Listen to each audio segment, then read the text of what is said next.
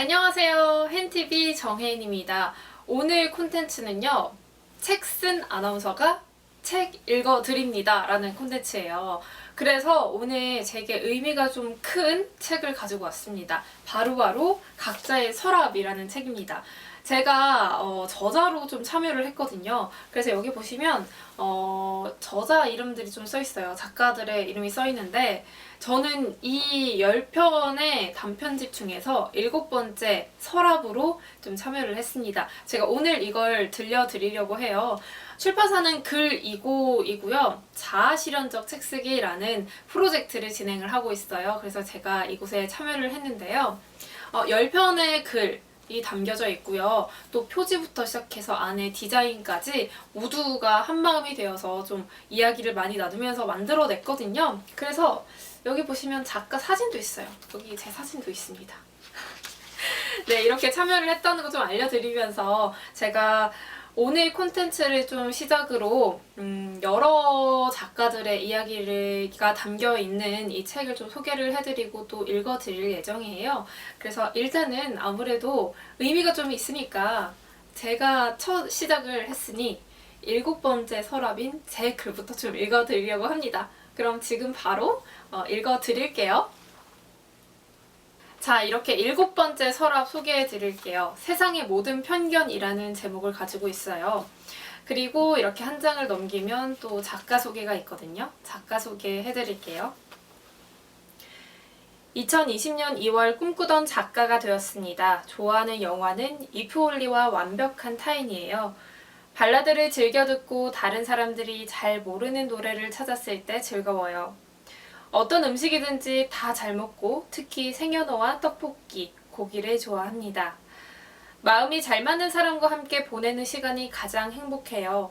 제 매력 포인트는 보조개고요. 이중모음녀라는 애칭이 있는데 저와 친해지면 알 수 있답니다. 내년 후년에는 제 소개가 또 달라질 수 있겠죠. 우리 또 만나길 바라요. 다음은 작가 소개에 이어서 이제 책 읽어드릴게요. 첫 번째 제목은 당신은 어떤 사람인가요? I am ground 자기소개하기라는 소제목입니다. 우리는 본인을 소개할 때 이름으로 시작해 나이, 하는 일, 그리고 잘 부탁드립니다로 무난한 인사로 끝낸다. 누가 누구였는지 이름도 기억이 나지 않고 직업만 기억에 남을 때가 많다. 그럼 기억에 남을 만한 색다른 자기소개를 해보자. 규칙 1. 나이 제외. 규칙 2. 직업 제외. 규칙 3. 가족관계 제외.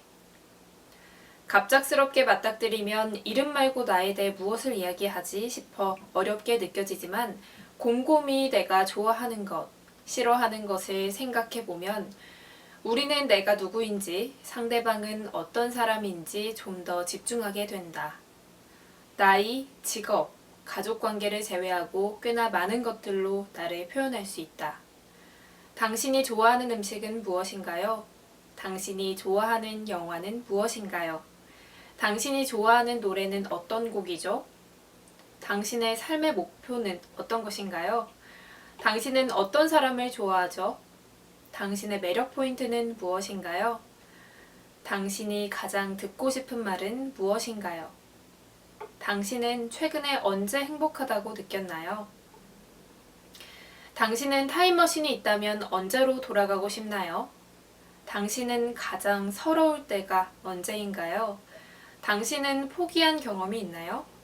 당신은 어떤 것이 가장 두려운가요? 당신은 우울할 때 무엇을 하나요? 당신이 가장 싫어하는 말은 무엇인가요?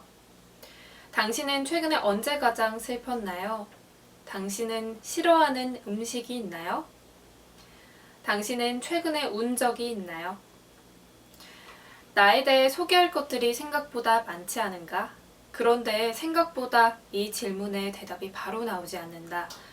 하루를 정신없이 한 달을 아등바등 살다 보면 나에 대한 고민을 할 시간이 없다.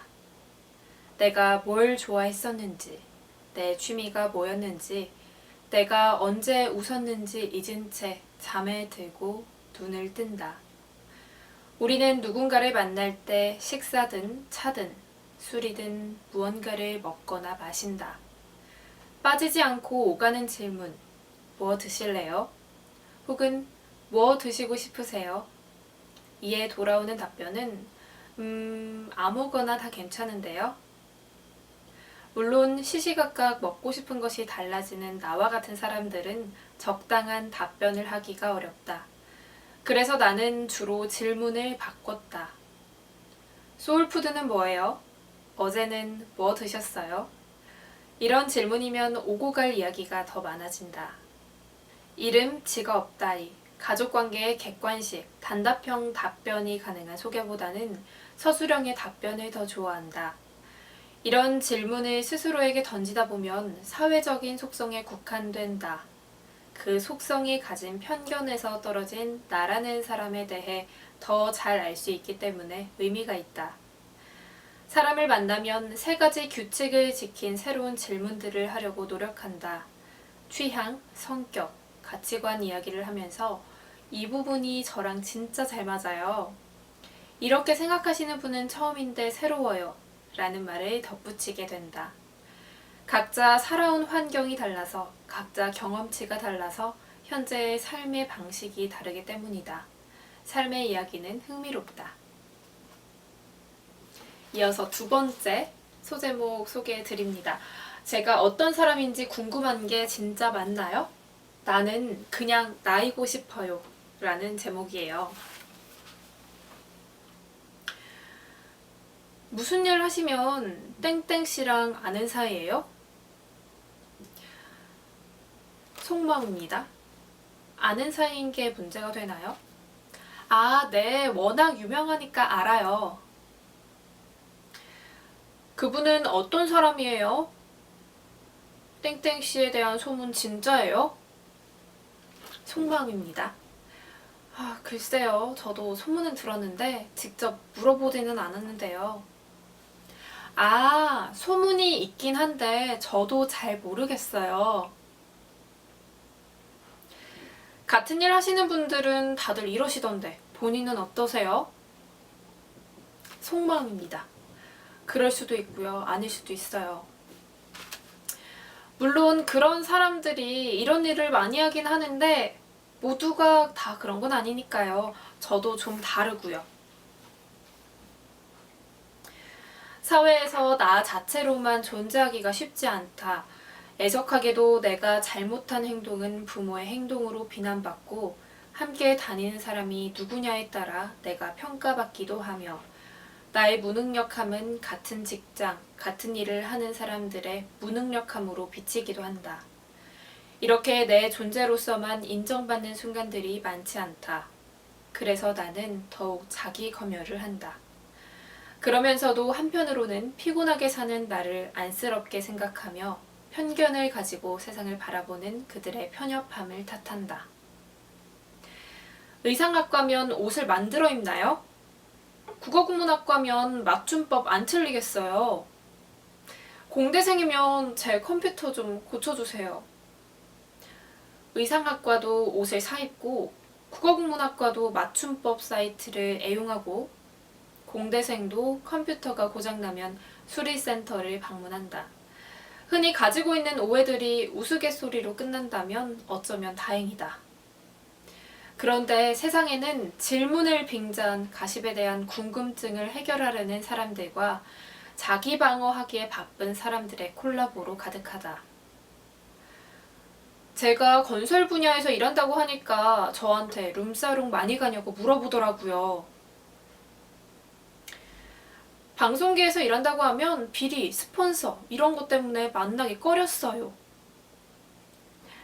속으로 생각하는 게 아니라 실제로 이렇게 말하는 사람이 있다고?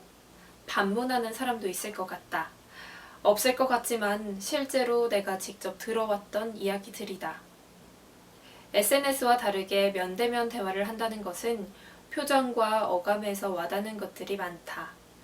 이런 질문들이 순수하게 궁금해서 물어보는 것인지 상대방 기분을 생각하지 않고 가볍게 던지는 말인지 말이다.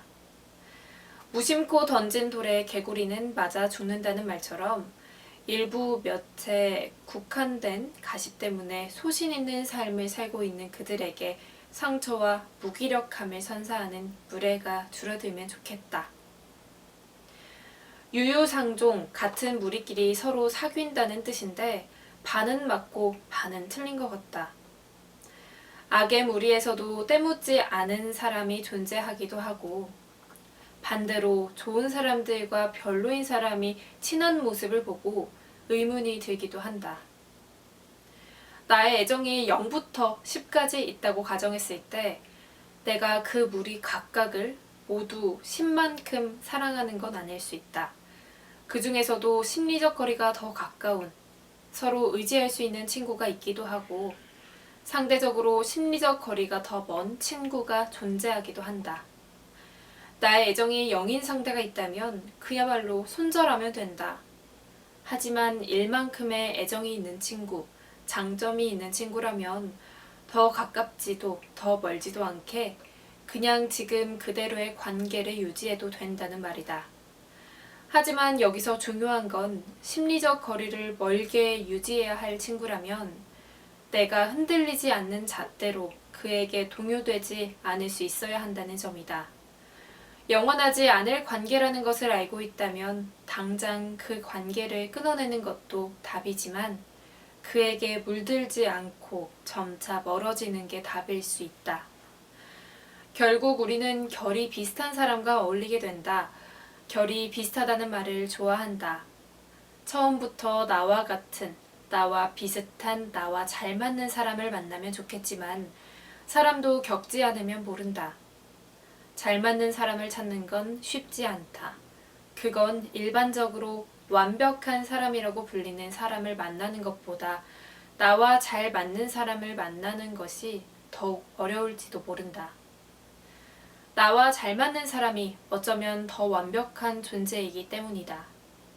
그 사람이 완벽하든 완벽하지 않든 나와 맞든 맞지 않든 내가 누구와 관계를 맺고 맺지 않느냐는 온전한 나의 책임이다. 이어서 세 번째 파트입니다. 소제목은요. 30살에는 점점점 40살에는 점점점 나이에 맞춰 무언가를 해야 할 순서들이 정해져 있나요? 라는 질문이죠. 몇 살이에요? 대학생이에요? 남자친구, 여자친구 있어요? 애는 왜 아직 없어요?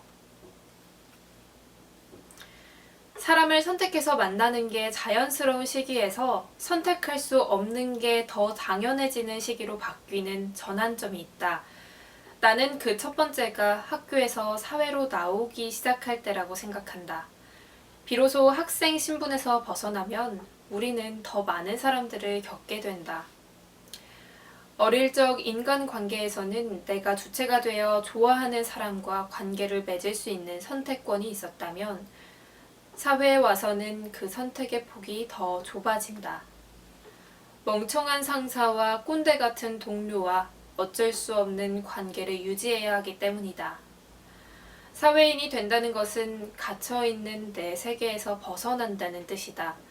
다수가 그렇듯 나는 20살에 대학에 입학해 공부도 하고 여행도 가고 아르바이트도 해보며 새로운 것들을 해봤다.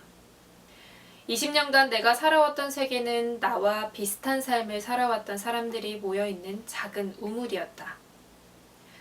파트타임으로 아르바이트를 하던 내가 만난 그 친구는 풀타임으로 일하는 아르바이트생이었다. 이제 막 일에 정신없이 적응하던 나는 이미 일도 잘하고 인싸인 그 친구와 친해지고 싶었다. 당시 대학교 3학년인 나보다 더 어려 보였으니까 몇 살이에요? 대학생이에요? 21살이요. 대학교를 안 갔어요. 가고 싶을 때 가도 될 것 같아서요. 머리가 띵했다. 나는 왜 모든 사람들이 나와 비슷한 삶을 살고 있다고 생각했을까? 어려 보이는 그 친구가 당연히 대학교 휴학을 하고 풀타임 아르바이트를 하고 있다고 생각했다. 어쩌면 용돈을 벌고 싶어서, 배낭여행을 하고 싶어서, 혹은 집안 사정이 어려워져서인 줄만 생각했다. 20대 초반이면 대학생일 거라는 생각은 나만의 착각일 수도 있었다. 그래서 나는 20대면 학생, 30대면 직장인, 40대면 부모라는 나이가 주는 직업적 편견을 버리기로 했다. 그리고 이렇게 질문한다. 나이가 어떻게 되세요? 요즘 어떤 것 하세요? 과거보다 결혼 정년기가 점점 늦어지고 있지만 10대부터 연애를 안 하면 안 되는 사회에 살고 있나 싶을 정도로 사람들은 연애를 강요하는 것 같다. 만나는 사람 없니? 이제 결혼해야지. 라는 말을 안 들어본 사람이 있을까 싶다. 솔로면 안 될 것 같은 시대에 살고 있는 중이다. 그런 질문을 들었을 때 나는 지금 너무 좋은데요? 어릴 때 즐겨야죠. 라고 답한다. 둘이 함께하는 행복도 좋고 혼자일 때 즐거움도 안다는 것은 중요하다. 결혼 생활을 해도 나만의 시간이 필요하듯이 가족이 다 같이 한 집에 살더라도 독립된 공간이 필요하듯이 혼자서 보내는 시간이 얼마나 중요한지도 알고 있기 때문에 꼭 둘이어야 한다는 강박관념 심어주지도 느끼고 싶지도 않다. 그 다음 파트는요. 어리니까 힘든 일이 있어도 뭐든 괜찮을까요? 고요. 그 다음 파트는 평범하게 사는 것은 어떻게 사는 거예요? 틀린 게 아니고 다른 건데요? 라는 파트도 있어요. 그리고 또 마지막 파트는요. 당신은 사랑할 만한 사람만을 사랑해 왔나요? 열린 마음을 가지고 살면 괜찮을 것 같아요. 라는 소제목으로 마무리가 됩니다. 이렇게 저는 오늘 7번째 서랍을 열어드렸는데요. 이제 첫 번째 서랍부터 10번째 서랍까지 또 어떤 내용을 담고 있는지 좀 궁금하실 수도 있을 것 같아요. 제가 차근차근 또 소개도 해드리고 읽어드릴 테니까 다음에도 또 찾아주세요. 안녕!